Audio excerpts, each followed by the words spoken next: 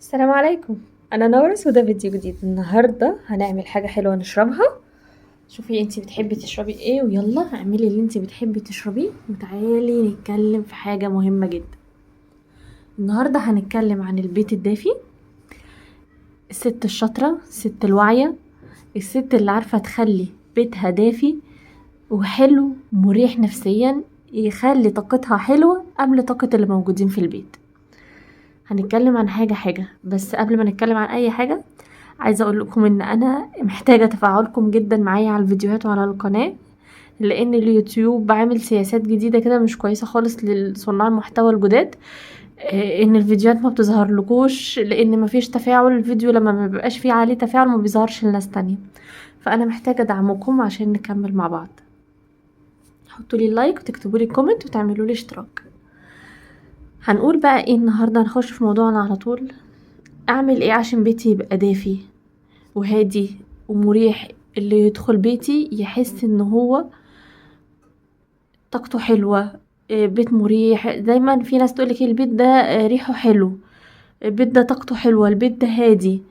اعمل ازاي كده؟ في بيوت بتبقى غالية جدا وفرشها غالي جدا وبندخلها بس ما بنرتاحش لطاقة البيت، ما بنرتاحش الفرش، ما بنرتاحش لجو البيت المكهرب، ما بنرتاحش للطاقة السلبية اللي في البيت. لما مثلا بتبقي متعصبة ولا تبقي متنرفزة ولا بتبقي زعلانة ولا كده بتحسي ان بيتك بقى كئيب ويخنق. عشان كده النهاردة احنا هنحاول على قد ما نقدر اوصل لكم نقطة ان ازاي يبقى بيتك هادي، حلو، اللي يدخله يتبسط ان هو قاعد في حتة مرتاحة ما يحسش بالوقت. جوزك واولادك يبقى نفسيتهم كويسة وتبقى طاقتهم حلوة وتبقى ينتجوا اكتر، لان انتي كل ما بتبقي انتي مرتاحة كل ما بتنتجي اكتر. ولادك هيذاكروا كويس، هيبقوا شاطرين في المدرسة، هيبقوا شاطرين في النادي. جوزك هيشتغل كويس، هيبقى مرتاح نفسيا، مش هيزعلكم، مش هيدخل يزعق ويطلع يزعق. فعشان كده اول حاجة شكل البيت. يعني ايه شكل البيت؟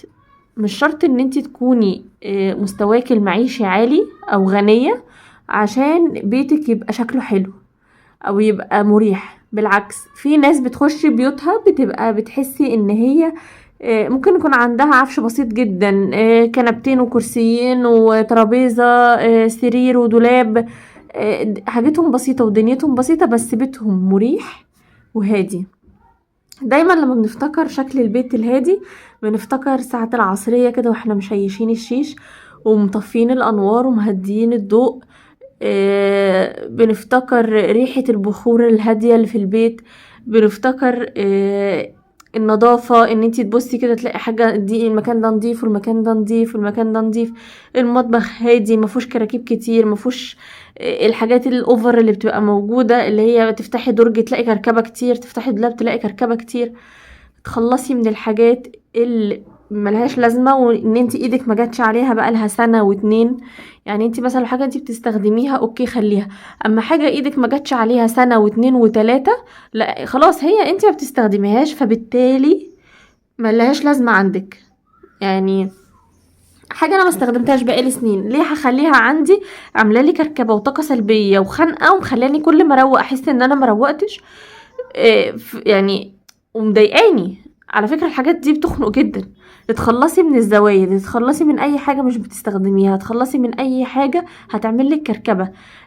ما بقولكيش ارمي حاجتك لا، بس ممكن مثلا تديها لحد محتاج، تديها لاختك، تديها لمامتك، تديها لحماتك، تديها لاي حد محتاج الحاجة مثلا وهو هيستخدمها. بس طالما انت ايدك ما جاتش عليها بقالك فترة طويلة يبقى انت مش محتاجاها او مش بتستخدميها. ده احنا كده قلنا شكل البيت، ان احنا هنتخلص من الكراكيب، هننظم بيتنا بطريقة حلوة، هنهدي الالوان. يعني مثلا بتخش بيوت تلاقي الحيطة صفرة وحيطة خضرة وحيطة زرقاء والسجادة اصفر فاخضر فازرق والستاير روز والسرير فرشه احمر. لا لا لا، ده صعب جدا. اوعي تعملي حاجة زي كده وتقولي اصل انا بحب الالوان وبحب البهجة. في فرق ان انا بحب الالوان فبعرف انسق الدنيا مع بعض، ولو ما بتعرفيش تنسقي الالوان في بنترست دلوقتي او مواقع كتير او شات جي بي تي او اي حاجه بتعرف تنسق لك الالوان. بس ان انتي تبقي عامله المهرجان ده في البيت وعايزه ان بيتك يبقى مريح وتبقي هاديه وتبقي بتتعاملي مع اولادك حلو، وبتبقي بتتعاملي مع جوزك حلو، وانا ليه عصبيه، انا ليه اتغيرت، انا فتخلصي من الحاجات الصعبه اللي مخليه طاقتك صعبه. دي حاجه. الحاجه التانية كمان ان انتي لو عندك عفش مش بتستخدميه، العفش اللي هو الكبير قوي اللي واخد مساحات كبيرة قوي، انتي مثلا لو عندك الامكانية ان انتي تتخلصي منه وتجيبي حاجات بسيطة تخلي البيت شكله احسن، وتخلي ان انتي تعرفي تتحركي في البيت اكتر من غير ما تتخبطي، من غير ما تتضايقي، من غير ما يبقى عامل لك كركبة، اعملي كده، هيفرق في نفسيتك جدا. عارفة، اشغلي نفسك بالبيت، اشغلي نفسك بنظافته، بريحته، بشكله، بان البيت يبقى هادي ومريح، عشان انتي تبقي هادية ومرتاحة، وجوزك كمان يبقى زيك، واولادك يبقوا زيك فيريحوكي. في حاجة كمان عايزة اتكلم عليها، وهي ريحة البيت. في بيوت نخشها تحسي ان ليها ريحة، يعني تعرفي الشخص ده ان حاجة الشخص ده من ريحتها، دي حاجة وحشة خالص، دي حاجة مش حلوة ابدا. ان انا ابقى البيت تخشي ليه ريحة، دي انا عايزة اقول لكم ان انا بقرف جدا او بتخنق جدا من اي بيت بدخله ليه ريحة، دي مش حاجة حلوة. زمان كنت بقول لماما مثلا فلانة عندها بيتها ليه ريحة كده، احنا ليه بيتنا ملوش ريحة؟ يعني ليه ممنع، يعني ليه ما تعرفيناش مثلا من ريحتنا او ريحة هدومنا او ريحة. قالت لي دي حاجة وحشة جدا، ويعني مش عارفة انا، يعني مش عايزة اقول اللفظ كده، بس البيت ما ينفعش يبقى ليه ريحة. انتي بيتك على طول نضيف، تعطريه، تنضفيه، تسيقي، تعقمي. البيت لو ليه ريحة يبقى ليه ريحة منظفات، ليه ريحة مطهرات، ليه ريحة معطرات، بخور. اما ما اخشش اشم ريحة شخصية، او يعني في ناس كتير كده للاسف للاسف، ودي حاجة مش كويسة خالص. اوعي تبقي كده، اوعي تبقي فرحانة ان انا ليا طابع خاص وليا ريحة خاصة، وانك تشمي ريحة بيتي كده من وانتي طالعة على السلم. لا لا لا، لا، اشم ريحه بيتك من وانا طالعه على السلم، اشم ريحه معطر حلو، اشم ريحه بخور، اشم ريحه نظافه. اوعي بيتك يبقى ليه ريحه ويبقى مميز بريحه. تخلصي من الموضوع ده نهائيا نهائيا.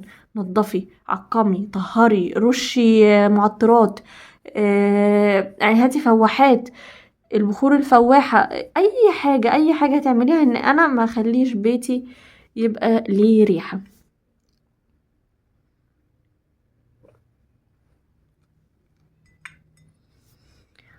هنكمل.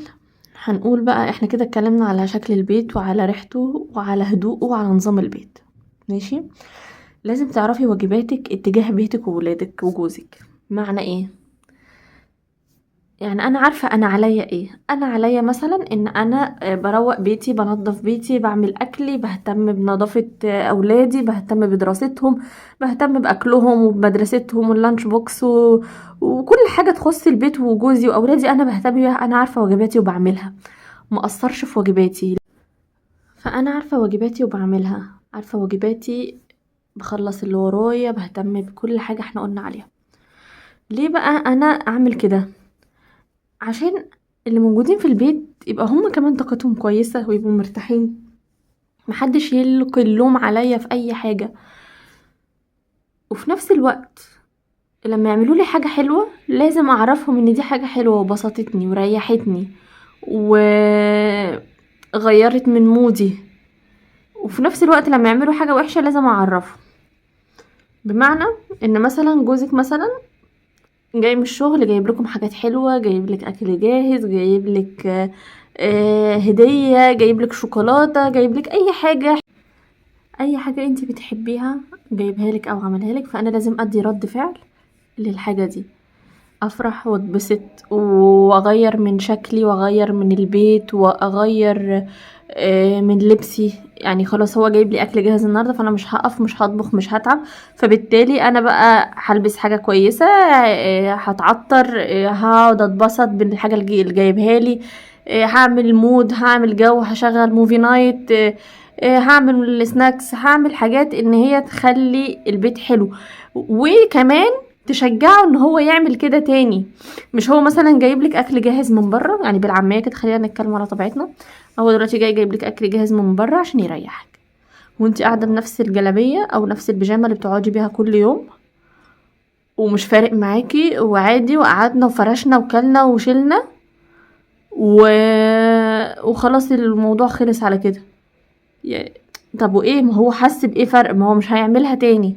اما لما يحس بفرق ان انت اهتميتي، غيرتي لبسك، حطيتي برفان، سرحتي شعرك، العيال شكلهم حلو مسرحين وقاعدين وبناكل وبنتفرج على فيلم بتاع حاجه، نعمل جو لينا، هتلاقيه بيكرر الموضوع ده عشان هو عايز يعيش الجو ده تاني. اما لو لقاكي عادي زي اكنك واقفه وطبخه وتعبانه ومهدوده، فخلاص بقى اطبخي وتعبي وتهدي بقى كل يوم، ما خلاص ما كده مش فارق. فاهماني؟ فعشان كده لازم تبيني لهم ان انتي فرحتي وان انتي اهتميتي بالحاجه اللي اتعملت، اذا كان جوزك او ولدك. كمان ما تجيش على نفسك، بمعنى انا تعبانه، مش قادره اتحرك من السرير، مش قادره اقوم، تعبانه، انا تعبانه دلوقتي خلاص مش قادره اعمل حاجه. في اوقات بتيجي علينا ان احنا مش قادرين نقوم من السرير، فهعمل ايه؟ هقول لهم انا تعبانه وهطلب منهم ان هم يساعدوني، بس مش هاجي على نفسي اقوم واعمل واطبخ واغسل وامسح واعمل وابقى قاعده مش قادره وعماله انهج وتعبانه، ويعني ومن جواك بتقولي يا رب يحسوا على دمهم، يا رب يشوفوا ان انا تعبانه. طب ليه المأساة بقى دي؟ ليه بقى مأساة ودور الضحيه ده؟ لا، انا مش هقوم من مكاني واللي يحصل يحصل. خلاص انا تعبانه يبقى انا لازم استريح، ويبقى لازم اللي حواليا يفهموا ان انا تعبانه يبقى استريح. ما عنديش الامكانيه ان انا هجيب اكل جاهز، يبقى انا هعلم اولادي ازاي يشيلوني، هعلم جوزي ازاي يشيلني في وقت ما انا تعبانه. حتى لو ما عندوش امكانيه ان هو يجيب اكل جاهز هيتصرف، هيعرف يعمل اكل. فاهماني؟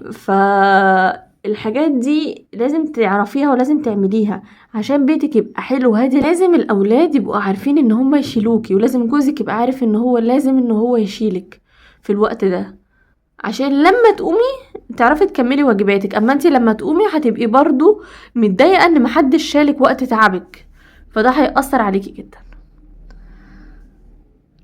البيت بياخد من روحك وشخصيتك.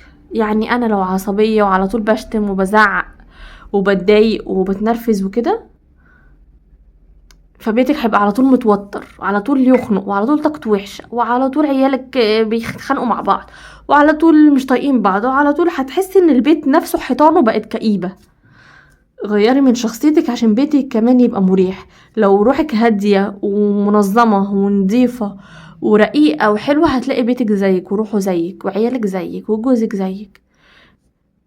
طب انا غصب عني انا عصبيه وكده، اتحكم في نفسي عشان انا عايزه ابقى كويسه وعايزه بيتي وتبقى حياتي حلوه. فلازم نغير من نفسنا كده. انا يعني جبت لكم مقتطفات من الحاجات اللي هي لازم تتعمل، مش عايزه اطول عليكم عشان الفيديو ما يبقاش ممل ويزهقكم. اكتبوا لي في الكومنتات الحاجات اللي ضايقتكم او اللي مش عاجباكم في كلامي، او انتوا بتأيدوني في ايه. اكتبوا لي حاجات عايزيننا نتكلم فيها. ويا رب الفيديو يكون عجبكم. ما تنسوش انا بحبكم. كانت معاكم نورس، وشكرا والسلام عليكم.